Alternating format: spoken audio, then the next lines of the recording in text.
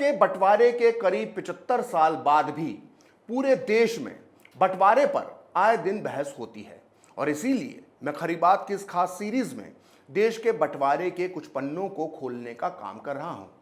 दरअसल बंटवारे के पहले भी और बंटवारे के बाद भी गांधी ने जीवन भर देश के दो टुकड़े करने का विरोध किया था। उन्होंने कई बार कहा था कि पाकिस्तान मेरी लाश पर बनेगा। ध्यान दीजिएगा कि 23 मार्च 1940 को लाहौर में मुस्लिम लीग ने पाकिस्तान की मांग रखी थी और गांधी 30 जनवरी 1948 तक जिंदा रहे। इन दो तारीखों के बीच 7 साल 10 महीने और 7 दिन करीब करीब रोज गांधी ने बंटवारे के खिलाफ आवाज उठाई, लेकिन इन कुल 2869 दिनों के बीच केवल 2 दिन ऐसे आए जब गांधी ने विभाजन को स्वीकार कर लिया। वो पहला दिन था 2 जून 1947 का, जब कांग्रेस और मुस्लिम लीग बंटवारे पर सहमत हो गई, और दूसरा दिन था 14 जून 1947 का, जब कांग्रेस महासमिति में फैसले की घड़ी आई थी। अगर सिर्फ इन 2 तारीखों पर गांधी ये कह देते कि पाकिस्तान मेरी लाश पर बनेगा, तो शायद इस देश का इतिहास और भूगोल कुछ और ही होता। लेकिन अफसोस, इन दोनों तारीखों पर गांधी ने ऐसा कुछ भी नहीं कहा। अपने पिछले एपिसोड में मैंने आपको यह बता दिया था कि किस तरह से माउंटबेटन, नेहरू और जिन्ना ने 2 जून 1947 को एक बैठक कर देश के बंटवारे पर मोहर लगा दी थी और अगले दिन 3 जून को ऑल इंडिया रेडियो पर इन तीनों ने इसका ऐलान भी कर दिया था। लेकिन गांधी पूरी तरह चुप रहे थे उस दिन।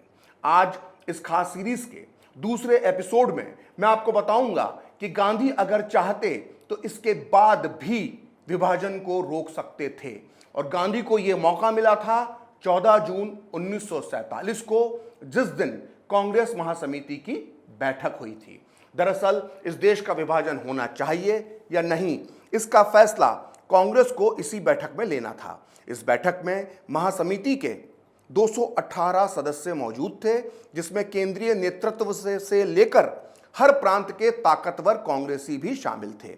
महासमिति की ताकत इतनी थी कि अगर वो विभाजन के खिलाफ कोई भी फैसला ले लेती तो उसे कांग्रेस की कार्य समिति को मानने के लिए बाध्य होना पड़ता। यानी महासमिति अपने फैसले से पूरे कांग्रेस आलाकमान को झुका सकती थी।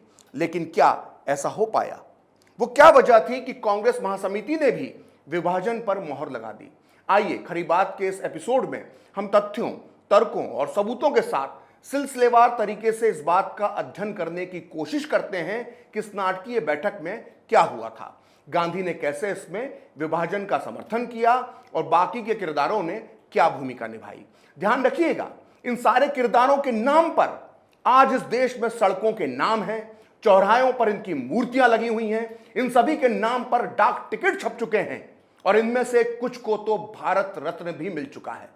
तो खैर, 14 जून 1947 को महासमिति की बैठक शुरू हुई। देश के विभाजन का प्रस्ताव गोविंद बल्लभ पंत ने रखा, जो बाद में जाकर यूपी के मुख्यमंत्री और देश के गृह मंत्री बने। फिर बारी आई मौलाना आजाद की।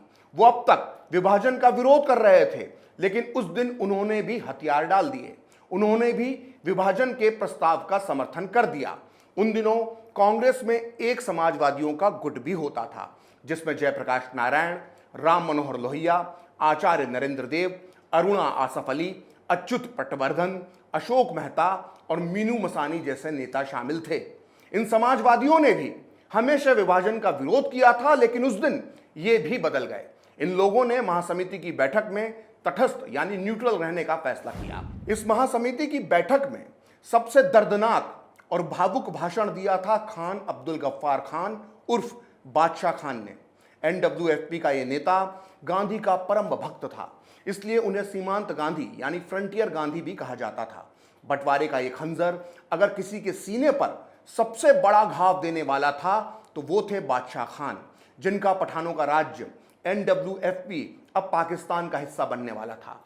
अपने साथ हुए इस धोखे पर बादशाह खान ने उस दिन सबके सामने कहा कि आपने हमें भेड़ियों के सामने छोड़ दिया है। ये बोलकर 6 फीट से भी ऊंचा ये लंबा चौड़ा पठान बच्चों की तरह फूट फूट कर रोने लगा। लेकिन महासमिति की इस बैठक में विभाजन का सबसे ज्यादा विरोध जगत नारायण लाल, स्वामी सहजानंद सरस्वती और पुरुषोत्तम दास टंडन ने किया। ये तीनों कांग्रेस में हिंदूवादी नेता माने जाते थे। हिंदू हृदय सम्राट पुरुषोत्तम दास टंडन ने उस दिन बेहद जोशीला भाषण दिया। उन्होंने कहा कि नेहरू की अंतरिम सरकार मुस्लिम लीग के अहंकारी हथकंडों से डर गई है। विभाजन को स्वीकार करना विश्वासघात है। भले ही हमें कुछ और समय तक ब्रिटिश राज के अधीन कष्ट उठाने पड़े, पर हमें अखंड भारत के लक्ष्य की बलि नहीं देनी चाहिए। आइए हम युद्ध के लिए तैयार हों। यदि आवश्यकता पड़े तो अंग्रेजों और मुस्लिम लीग दोनों से लोहा लें और देश को खंडित होने से बचाएं। पुरुषोत्तम दास टंडन के भाषण पर जमकर तालियां बजाई गई। उनके भाषण से कांग्रेस के बड़े नेता बुरी तरह से डर गए। कुछ पलों के लिए लगा कि अब बाजी पलट जाएगी, लेकिन तभी मैदान में गांधी आ गए। उन्होंने महासमिति की बैठक में भाषण देने का फैसला कर लिया। इस बारे में मौलाना आजाद ने अपनी किताब इंडिया विंस फ्रीडम में विस्तार से लिखा है। इस किताब का हिंदी अनुवाद आजादी की कहानी इस वक्त मेरे हाथ में है। इस किताब के पेज नंबर 192 पर मौलाना आजाद लिखते हैं कि पहले दिन की बहस के बाद विभाजन के प्रस्ताव के खिलाफ बहुत मजबूत भावना दिखाई दी। गोविंद बल्लभ पंत और सरदार पटेल के समझाने के बाद भी लोग विभाजन के प्रस्ताव पर मानने को तैयार नहीं थे। इसीलिए गांधी जी के लिए यह आवश्यक हो गया कि वो इस बहस में मध्यस्थता यानी बीच बचाव करें। अब माइक महात्मा गांधी के हाथों में था। पूरा हॉल उनकी तरफ कान और आंख खोलकर देख रहा था। सबके मन में यह सवाल था कि अब गांधी क्या बोलेंगे। ज्यादातर लोगों को उम्मीद थी कि महासमिति की भावनाओं को समझने और खासकर बादशाह खान और टंडन के भाषण सुनने के बाद गांधी विभाजन के प्रस्ताव को नकार देंगे।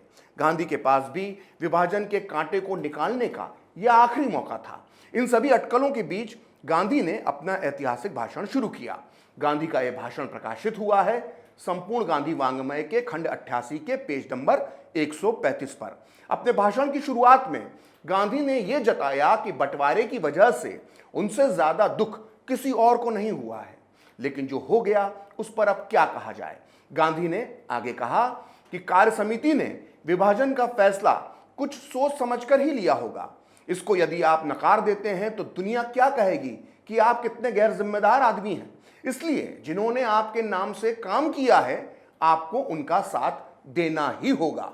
फिर भी अगर आपको यह भरोसा है कि विभाजन को अस्वीकार करने से देश में अशांति और गड़बड़ी नहीं मचेगी तो आप इसे नकार सकते हैं, लेकिन आप जो भी करें सोच समझकर करें। गांधी ने अपने भाषण में अभी तक कुछ भी साफ तौर पर नहीं कहा था, लेकिन जल्द ही वो साफ गोई पर उतर आए। अब गांधी सीधे सीधे कार्य समिति के फैसले यानी विभाजन के पक्ष में तर्क देने लगे। उन्होंने कहा कि अगर इस कार्य समिति को हटा देते हैं तो नई कार्य समिति कैसे बनाएंगे। गांधी के कहने का मतलब यह था कि वर्तमान कार्य समिति से बेहतर नेता कांग्रेस में मौजूद ही नहीं है। गांधी ने अपने भाषण में आगे कहा कि यदि आप मानते हैं कि यह कार्य समिति गलत कर रही है तो उसे हटा देना चाहिए और सारी बागडोर अपने हाथ में ले लेना चाहिए, तो आप ऐसा करने के लिए आजाद हैं। लेकिन आज मैं अपने अंदर ऐसा करने की ताकत नहीं देखता हूं। अगर ताकत महसूस करता तो मैं अकेले बागी बन जाता। जिस गांधी ने 30 साल तक दुनिया की सबसे ताकतवर सत्ता से लोहा लिया था, वो गांधी आज ये कह रहा था कि उसमें इतनी ताकत नहीं बची है कि वो अपने चेलों का विरोध कर सके। अपने भाषण में गांधी ने उन हिंदूवादी कांग्रेसियों पर ताना मारा जिन्होंने विभाजन का विरोध किया था। उन्होंने कहा, जो हिंदू आज यहां मौजूद हैं उनका अगर यह दावा है कि हिंदुस्तान हमारा है और उसमें हम हिंदुओं को ही सबसे ऊंचा मानेंगे, तो इसका मतलब है कि कांग्रेस ने बंटवारे को मानकर कोई भूल नहीं की। कांग्रेस कार्य समिति ने ठीक आपके मन का ही काम किया है। गांधी ने एक झटके में पूरा खेल पलट दिया था। विभाजन के लिए गांधी ने जब ग्रीन सिग्नल दे दिया तो बाकी किसी में विरोध करने की हिम्मत नहीं पड़ी। इस बैठक के अंत में आचार्य कृपलानी ने भाषण दिया। वो उस समय कांग्रेस के अध्यक्ष थे। कृपलानी सिंध के रहने वाले थे और बंटवारे के बाद उनका प्रांत पाकिस्तान का हिस्सा बनने वाला था। जाहिर है उनके अंदर इस बात को लेकर काफी आक्रोश था। कृपलानी ने अपने भाषण में जो कुछ कहा उसने गांधी को भी अंदर तक हिला दिया। कृपलानी ने अपने भाषण में जो कहा था वो प्रकाशित हुआ है गांधी के पर्सनल सेक्रेटरी प्यारेलाल नैयर की किताब महात्मा गांधी पूर्ण आहुति के खंड 3 के पेज नंबर 332 पर। आचार्य कृपलानी ने गांधी के प्रयासों पर सवाल उठाते हुए कहा था कि आज मैं गांधी जी के साथ क्यों नहीं हूं, क्योंकि मुझे लगता है कि गांधी जी को भी समस्या को हल करने का कोई उपाय नहीं मिला है। आज वो स्वयं अपना मार्ग खोज रहे हैं। नोआखली में उनकी कोशिशों से सुधार हुआ, बिहार में भी यही हुआ, लेकिन इससे पंजाब की आग नहीं बुझ रही है। गांधी जी कहते हैं कि मैं बिहार से सारे भारत में हिंदू मुस्लिम एकता की समस्या को हल कर रहा हूं। हो सकता है कि ऐसा हो जाए, लेकिन यह समझना कठिन है कि इसे कैसे हल किया जा सकता है। इन दुखद परिस्थितियों में मैंने भारत के विभाजन का समर्थन करने का फैसला लिया है। कांग्रेस अध्यक्ष कृपलानी ने भी विभाजन स्वीकार कर लिया, लेकिन साथ ही गांधी जी को भी उन्होंने आईना दिखा दिया। अब बारी मतदान की थी। कांग्रेस महासमिति में विभाजन के पक्ष में 157 मत पड़े और 29 सदस्यों ने विभाजन के विरोध में मत दिया और 32 लोगों ने इस मतदान से खुद को दूर रखने का फैसला किया। इस तरह गांधी की पूर्ण सहमति और कांग्रेस नेतृत्व की इच्छा से भारत के बंटवारे पर अंतिम मोहर लग गई। इसमें कोई शक नहीं कि अगर कांग्रेस कार्य समिति की बैठक में उस दिन गांधी अड़ जाते और कह देते कि पाकिस्तान मेरी लाश पर बनेगा, जैसा कि वो अक्सर कहते थे, तो शायद ही विभाजन का प्रस्ताव उस दिन पारित हो पाता। इस बात को लॉर्ड माउंटबेटन के media advisor Alan Campbell Johnson ने भी माना है। उन्होंने अपनी मशहूर किताब मिशन विद माउंटबेटन के पेज नंबर 138 पर जो लिखा है उसे हर भारतीय को बहुत ध्यान से सुनना चाहिए। कैंपबेल ने लिखा है कि फैसले की इस घड़ी में गांधी जी विभाजन के पक्ष में खड़े हो गए। कांग्रेस के ताकतवर नेताओं के सामने उन्हीं की पार्टी के सांप्रदायिक सोच वाले यानी हिंदूवादी नेताओं ने जो विरोध किया था वो एक विराट व्यक्तित्व यानी गांधी के आगे ठहर नहीं सका। जॉनसन की तरह ही वीपी मेनन का भी यही मानना था। मेनन ब्रिटिश सरकार में सबसे सीनियर भारतीय अधिकारी थे। भारत की आज़ादी का मसौदा तैयार करने में उनकी सबसे बड़ी भूमिका थी। इस पूरे घटनाक्रम पर बेहद करीब से नजर रखने वाले वीपी मेनन ने भी कहा था कि समस्या तो उसी समय हल हो गई थी जब गांधी जी ने विभाजन के प्रस्ताव का समर्थन कर दिया।